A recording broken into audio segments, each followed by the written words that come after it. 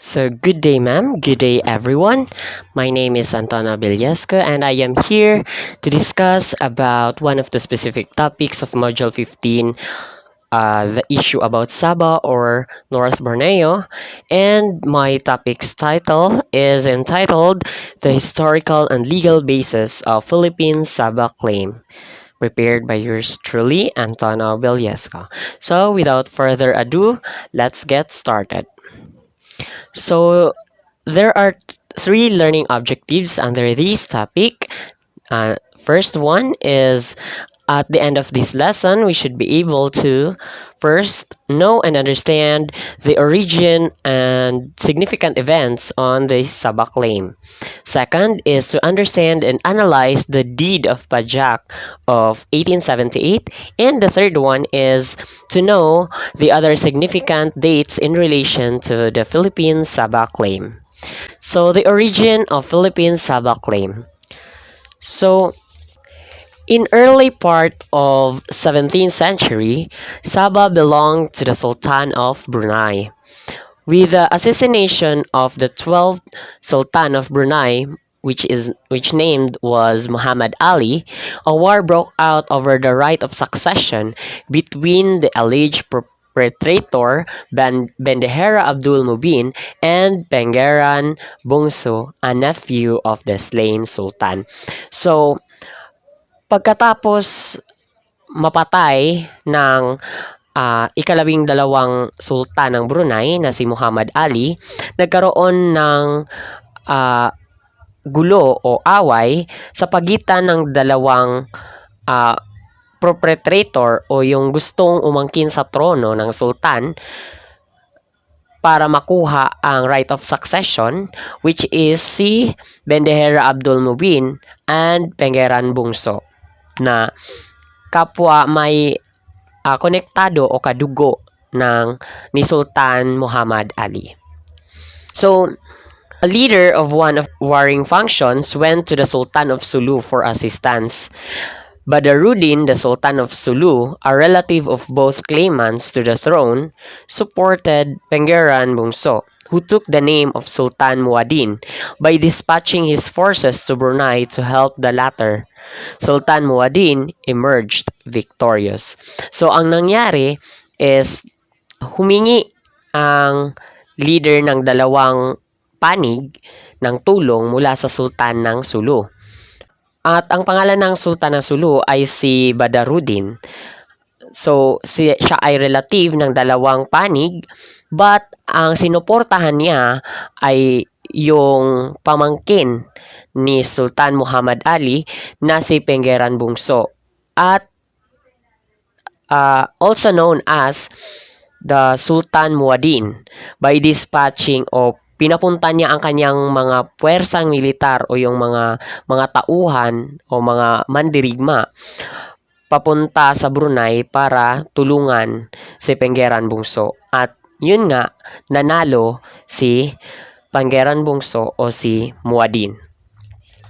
So, in 1658, Sabah was bestowed as a gift to the Sulu Sultanate by the Sultan of Brunei in gratitude or compensation for the assistance in supporting the rebellion. So, yung Sabah daw is binigay bilang regalo ni Sultan Muad'Din kay Badaruddin bilang pasasalamat sa pagtulong nito sa nasabing agawan upang makuha ang nasabing trono. So, as a consequence, the Sultan of Sulu exercised influence, if not dominion, over the territory. So, in January 1878, Baron Gustavus von Overbeck, the Austrian Consul General in Hong Kong, traveled to Sulu to negotiate with the Sultan regarding the lease of Sabah on behalf of Alfred Dent, an English merchant who advanced 10,000 English pounds for the venture. So, 'di ba na nakuha na sa Sulu Sultanate or na gihatag na sa Sulu Sultanate ang Sabah. Many years have passed during 1878.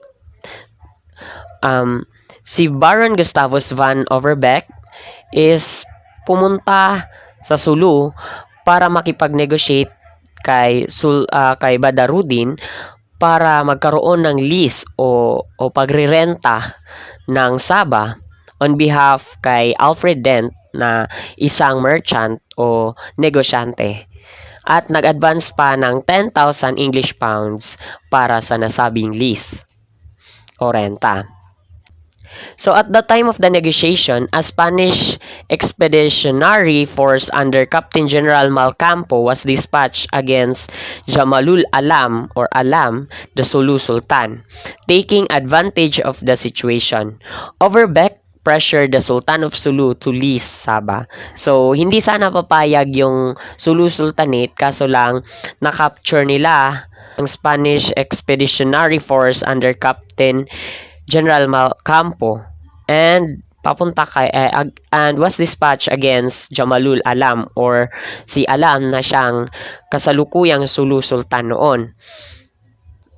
At dahil nga sa nasabing sitwasyon ay napilitan ang Sulu Sultanate na tanggapin ang nasabing alok na lease mula kay Overbeck. So on January 22, 1878, His Majesty Sultan Jamalul Alam Kiram I entered into a deed of pajak of 1878 with North Borneo Chartered Company, represented by Gustavus von Overbeck and Alfred Dent. So the deed was written in the Malaysian language and in Arabic characters. It used the Tausug word term pajak to describe the nature of the contract. The British and the Malaysians claimed that this word meant sale or cession and not lease, but Dutch, American, and Spanish scholars translated the word pajak to mean lease or the Spanish word arrendamiento. So, ang nangyari ay nagkaroon ng argument regarding sa term na pajak. Kasi sa ibang mga dalubhasa sa wika, ang gamit daw sa word na pajak ay sale or may pakahulugang sale or session at hindi lease. But according sa mga Dutch, American, and Spanish scholars, ang term o salitang pajak daw ay ibig sabihin ay lease o arrendamiento sa Espanyol. So, the said contract stipulated that the lease prohibits the transfer of Sabah to any nation, entity, company, or individual without the approval of Her Majesty's government, the Great Britain. So, the 1878 Deed of Lease was translated by Professor Harold Conklin, an American anthropologist, based on a copy in the original Arabic found by Mr. Quintero in Washington, D.C., Bureau of Insular Affairs, Archives, file number 980-24-treaty in 1946. So, shown here in our presentation is the copy of the Deed of Sabah Lease of 1878, which is a translated form of a document written in Arabic. So, ang Deed of Pajak is written in Arabic form, and this form stated shown here at our presentation is the translated form document of the said lease. So, in 1903, the company asked Sultan Jamalul Kiram II, the son of Sultan Jamalul Karim I, to execute a confirmatory deed of confirm the contract of 1878 and expressly recognized that the Sulu Sultanate was sovereign in Sabah. From 1978 to 1946 actually, the North Borneo Chartered Company administered the disputed territory. During this period, it paid the Sultan of Sulu an annual rental of 5,000 Malaysian dollars or Malayan dollars, which was increased to $5,300. 6 days after the granting of independence in the Philippines by the United States in 1946, right after the World War II, the British Crown entered into a contract with the NBCC. Thereby, the company transferred to the British Crown all its rights to the state of North Borneo. So, on June 22, 1962, the Philippines formally filed her claim over Sabah with the United Kingdom. It claimed sovereignty, jurisdiction, and proprietary ownership over Sabah as successor in interest to the Sultan of Sulu. Despite this claim, Malaysia included the Sabah in its federal territory in 1963 when it gained independence from British rule. So, kahit na nag-claim ang Philippines ng sovereignty, jurisdiction, and proprietary ownership over Sabah as successor in interest to the Sultan of Sulu noong taong 1962, ay parang binaliwala pa rin ng Malaysia at ang nangyari ay sinama pa ito o ang Sabah sa kanilang federal territory noong 1963 pagkatapos maging malaya mula sa pananakop ng Britanya.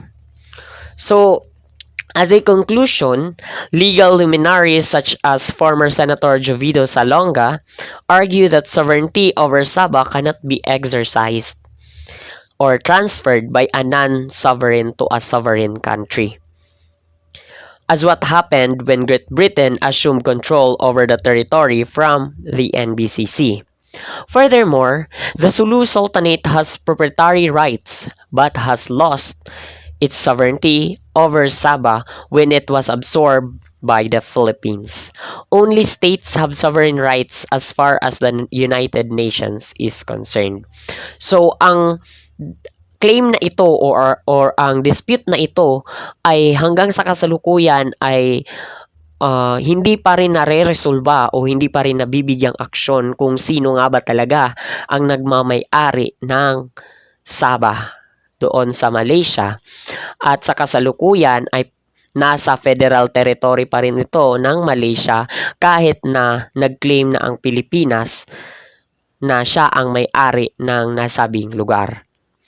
And to clearly understand the story in this topic, meron akong provide na YouTube video that shows information with regards to Philippines Sabah claim. And ang YouTube channel na ito ay YouTube channel ni Arclight Media.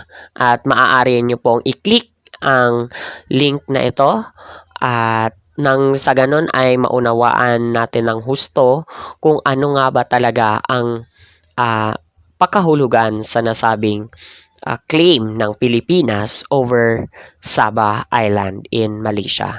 So, dito nagtatapos ang aking report and I hope that you've gained knowledge and takeaways regarding this topic. I am again your reporter, Bilyasco Anton O from ACC2A. Thank you for watching.